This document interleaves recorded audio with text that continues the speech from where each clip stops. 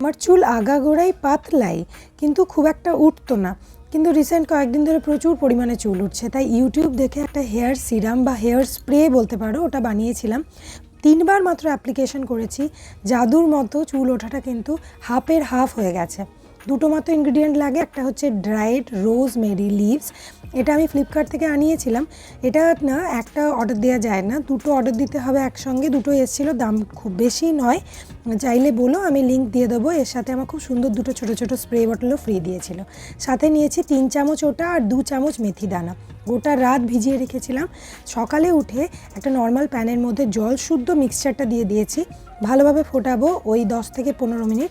দেখবে ও কালারটাও হালকা চেঞ্জ হয়ে গেছে, সুন্দর একটা মেহেন্দি মেহেন্দি গন্ধ বেরোবে, আর একটুখানি ঠিক হয়ে গেছে।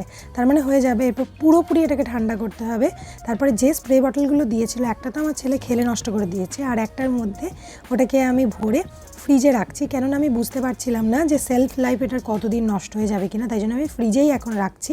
তারপরে রাত্রেবেলাতে ঘুমানোর আগে প্রত্যেক দিন নিয়ম করে স্ক্যাল্পে যে জায়গাগুলো ফাঁকা হয়ে গেছে আর পুরো মাথাটাতে হালকা হালকা স্প্রে করে নিচ্ছি।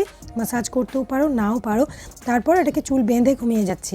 আমি ভেবেছিলাম চিপচিপে হবে তেলের মতো, বিশ্বাস করো শ্যাম্পু করার পরের দিন মানে লাগানোর সময় একটুখানি ভিজে ভিজে ভাব, তারপরে যেইকে সেই চুল ওঠাটা কিন্তু একদম কমে গেছে।